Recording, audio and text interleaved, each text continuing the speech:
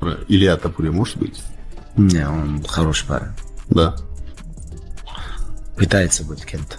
Khabib just destroyed Ilia Topuria's entire hype train with one brutal statement. And when the Eagle speaks, the MMA world stops everything to listen. But what happened next turned into an absolute war that nobody saw coming. Не, я не думаю. Интерес противостояний, стилей, там, бойцов, чемпионов, может быть. Но такого, знаешь, как нет. И ислам тоже. During a recent high-profile interview, Khabib Nurmagomedov didn't hold back when asked about the rising featherweight sensation Ilia Topuria. Point blank, he said he doesn't believe in the hype surrounding the Georgian-Spanish fighter. Now, this isn't just some random fighter talking trash. This is Khabib, the man who retired undefeated, who mauled everyone in his path, including Conor McGregor. When he questions someone's legitimacy, it carries serious weight. The comment instantly ignited a firestorm across social media, with fans split down the middle. Some agreed with Khabib's assessment, pointing to Topuria's relatively limited resume against elite competition. Others fired back, defending Topuria's knockout power and undefeated record. But here's the thing about Khabib, he doesn't make statements like this lightly. He's seen it all, fought the best, and coached champions. So when he says the hype doesn't match the reality, you better believe there's substance behind those words. With Poirier is trending bigger than the fight with you and Conor. And get this, the very next thing to happen was Conor McGregor losing his absolute mind on Twitter. In typical Conor fashion, he fired back with a post that wasn't just a comment. It was a verbal nuclear bomb that sent the entire MMA community into complete chaos. The notorious one didn't just defend Topuria. He went straight for Khabib's throat, dredging up their bitter history and reigniting one of the most toxic rivalries in combat sports history. Within minutes, the tweet had thousands of retweets and replies, with fans going absolutely insane. It felt like we were transported back to 2018, when their feud was at its peak, when press conferences turned into brawls and every interaction was must-see television. The internet exploded with speculation about whether this could somehow lead to a rematch between the two legends.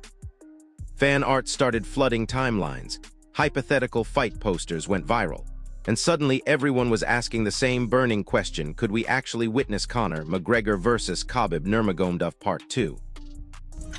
And another fight. Just saying. I'm just saying. But then things got even wilder when an old clip suddenly surfaced showing UFC President Dana White in a candid conversation with Khabib, practically begging the retired champion to return to the octagon. You could see the desperation in Dana's eyes, the way he was trying every angle to convince Khabib to come back for just one more fight. And honestly, who could blame him? A Khabib comeback would instantly become the biggest event in UFC history, potentially breaking every pay-per-view record in existence. Dana knows the numbers. He knows what Khabib moving the needle means for business.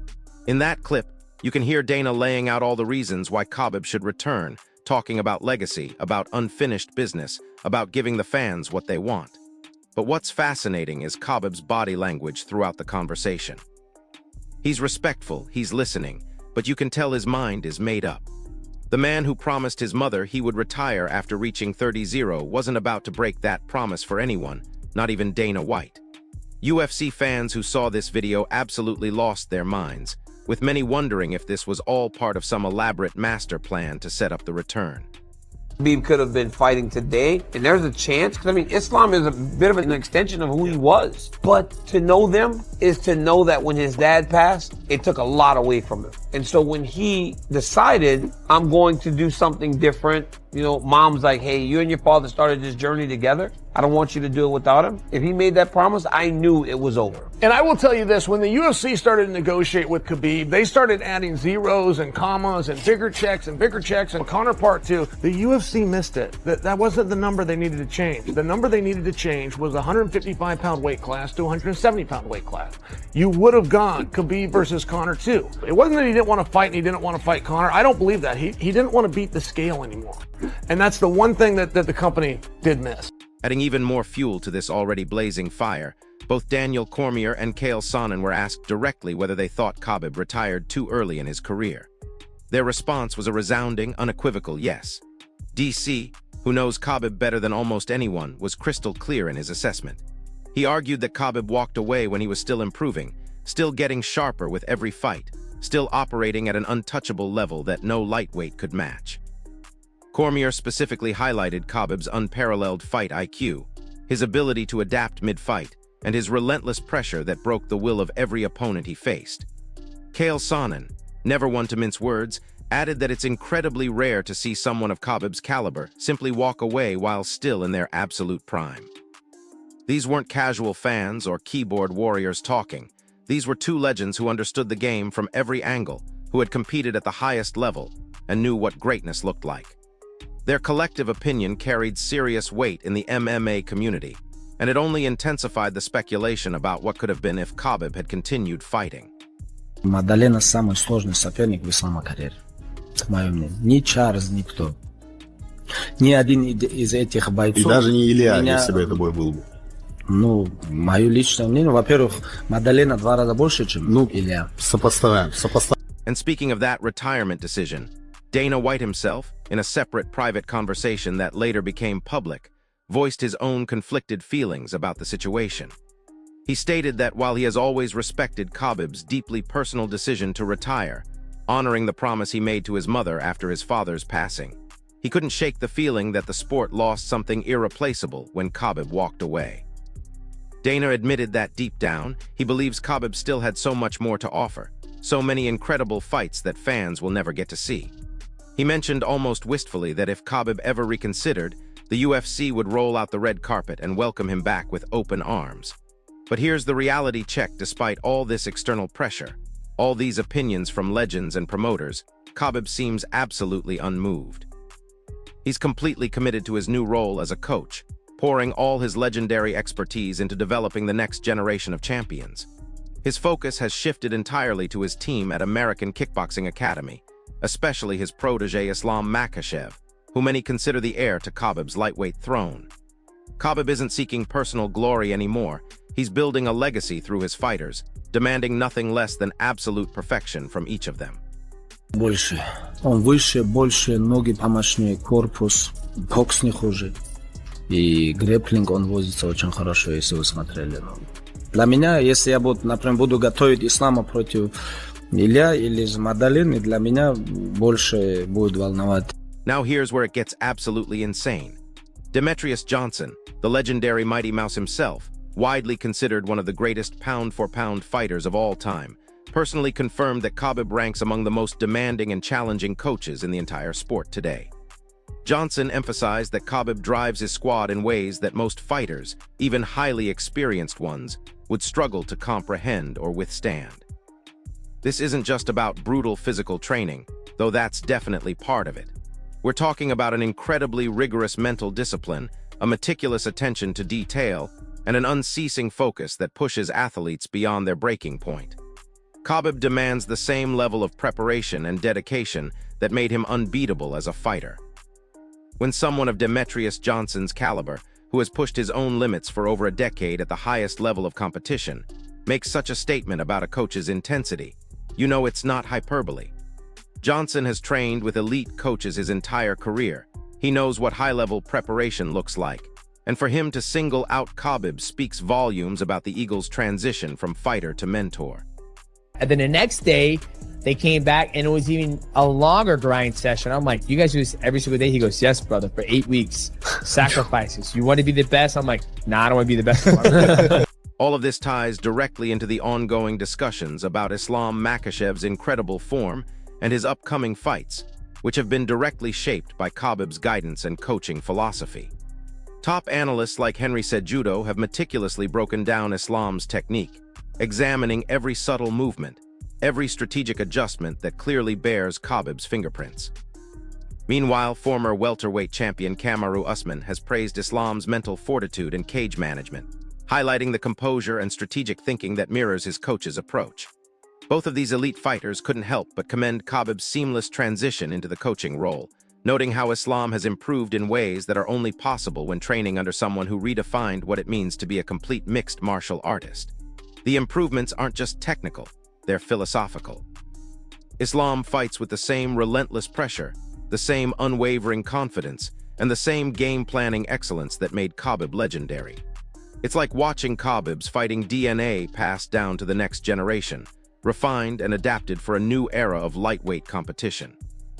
But just to experience it, you know, and seeing what the best pound for pound fighter in the world feels like, and he hit me with that. But then, out of nowhere, things took a dramatic turn when Khabib made another bombshell statement during that same interview, this time targeting none other than Jon Jones. Khabib confidently declared that in his opinion, Jones was past his prime, effectively finished as an elite competitor.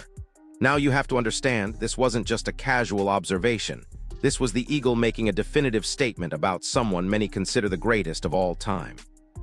The comment caused an absolute earthquake throughout the MMA community, with fans and analysts immediately taking sides. Some agreed with Khabib's assessment, pointing to Jones' advanced age, his history of injuries, his long periods of inactivity, and his struggles with personal issues outside the octagon. They argued that the Jon Jones who dominated light heavyweight for nearly a decade simply doesn't exist anymore. But a fierce counterargument quickly emerged, with others firmly stating that Khabib was wrong, that Jones still possesses that indefinable greatness that transcends temporary setbacks. These supporters pointed to Jones' recent heavyweight debut victory over Cyril Gane, arguing that class is permanent and that writing off a legend is premature. Regardless of which side you fell on, one thing was undeniable: this controversy absolutely exploded across social media, generating millions of interactions and passionate debates. He's gonna beat him. I think he's gonna become the 11th double champ in UFC history. Islam tweeted, "Keep it shiny, keep it nice for me." JDM, I mean, it was kind of like the perfect comeback. He was just like, "Yeah, come get it." Keep my belt clean. Okay, so the talking has begun, dude. That fight is set. That fight's gonna take place in October, Abu Dhabi. I think we all know that. We're no longer gonna get Ilya versus Islam Makhachev. And of course, Jon Jones himself was anything but quiet in his response to Khabib's assessment. He immediately fired back on social media, stating with full conviction that he still aimed to fight Tom Aspinall, and here's the kicker, potentially on a White House card of all things.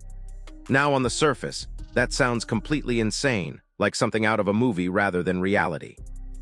But Jones was absolutely serious in his declaration, expressing a deep desire for such a monumental showdown that would capture global attention beyond just the MMA world. The idea of a championship fight taking place at such a prestigious venue instantly made fans' imaginations run wild. It was ambitious, audacious, and exactly the kind of grand spectacle that Jon Jones has always craved throughout his career. He's always been drawn to the biggest stages, the most historic moments, and a White House fight card would certainly qualify as both. Jones even went further, saying he would fight whoever held the heavyweight title at that time, showing he wasn't backing down from anyone despite the criticism about his current form and readiness. Свой пик он давно прошел. У каждого человека есть свой пик, и он ее давно прошел. Так что должен был он со Спиналом драться или нет, это вопрос, может. However, those soaring hopes and dreams were crushed almost as quickly as they arose. During a subsequent interview, Dana White unequivocally shot down Jones' proposal, calling it not just unrealistic, but potentially harmful to the UFC's strategic planning. White, ever the businessman, felt that building a major card around Jones' right now posed more risks than rewards. He openly cited multiple concerning factors: Jones' persistent injury history, the significant amount of time he spent away from active competition, and the growing uncertainty surrounding his current physical condition and mental readiness for elite-level competition. Dana made it clear that he simply wasn't willing to gamble an entire major event, with all the massive financial investments and reputational stakes involved, on a fight featuring someone whose reliability he couldn't fully trust. The UFC president has learned from past experiences with aging legends, and he's become increasingly cautious about building major events around fighters who might not be able to deliver when it matters most. When Dana White speaks with such absolute certainty and finality, it usually means his decision is set in stone, with no room for negotiation or reconsideration. They've announced this White House UFC fight. What do you think about that? I think it's exciting. Very exciting. Can we expect to see you on the card? I can't promise anyone anything, but I have very strong feelings that I'll be on that card. But who would you take on? Who would be your dream opponent? I would want to take on whoever's going to go at the end of the year. Yeah? Yeah. Any possible names you think? But no, I mean, as of right now, the champion is Tom Aspinall, but we'll see who's the champion at the end of the year. I feel like the only thing to have an American guy. Then Daniel Cormier, always the voice of reason in these situations, was asked for his expert take on this entire controversy. While DC didn't completely agree with Dana's harsh assessment, he admitted that he understood the underlying logic and business considerations. Cormier, with his deep personal history with Jones and intimate knowledge of what made him great, still recognizes the immense talent and fight IQ that turned Jones into a legend. However, he also pragmatically acknowledged the current reality Jones simply isn't the same dominant force he was during his light heavyweight reign. DC made a crucial distinction between respecting Jones' historical greatness and making smart business decisions for today's UFC landscape. He declared with conviction that nobody, regardless of their personal feelings about Jones, can dispute what he accomplished in his prime. His place in MMA history is permanently cemented. His legacy as one of the greatest ever is beyond question. But that historical significance doesn't automatically mean the UFC should bet everything on him in 2024. The sport has evolved, new stars have emerged, and sometimes the hardest truth in combat sports is knowing when to pass the torch to the next generation of champions. About him winning the belt, I mean, how I felt about him. I can't risk putting him in big positions in a big spot and have something go wrong. Adding his expert analysis to the growing consensus, Dan Hardy, widely respected for his tactical breakdowns and industry insight, fully supported Dana White's strategic direction regarding the heavyweight division's future. Hardy declared with firm conviction that the UFC absolutely must invest its valuable resources in developing hungry new stars rather than continually looking backward to former champions whose best days might be behind them. He particularly praised the decision to feature Tom Aspinall prominently in upcoming major contests, calling it not just smart business, but essential for the long-term health of the heavyweight division. Hardy was uncompromising in his philosophy, firmly believing that the UFC's growth and sustained excitement depends on fresh talent, not on seasoned legends whose bodies and minds might not be able to handle elite competition anymore. As concrete evidence of this new direction, Dana White has already begun setting up multiple high-profile fights for Tom Aspinall, clearly viewing him as the future face of the heavyweight division. What's telling about all these future plans and announcements is the complete absence of Jon Jones from any discussion about upcoming title fights or major events. Now Tom Aspinall himself, when asked about this entire whirlwind of controversy and speculation, handled the situation with remarkable composure and professionalism. True to his character, he stayed incredibly level-headed, consciously avoiding any trash talk or attempts to create additional drama, which in the often volatile world of MMA is both rare and admirable. Instead of taking cheap shots at aging legends or getting caught up in social media wars, Aspinall simply stated clearly and confidently that he was prepared for any challenge.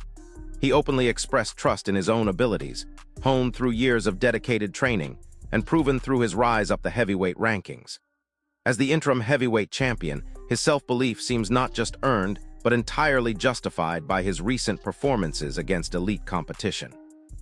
This grounded, professional approach has earned him respect throughout the MMA community and represents exactly the kind of champion the UFC wants representing their brand. Rather than seeking attention through controversy, Aspinall lets his fighting do the talking, which is increasingly rare in today's social media-driven fight promotion landscape. But here's where everything comes together in the most insane way possible. This complete saga, from Khabib's controversial interview statements to Conor's explosive social media response, all the way through the heated Jon Jones debate, represents something much bigger than individual feuds or personal opinions. We're literally watching the entire landscape of mixed martial arts shift and evolve in real time, right before our eyes.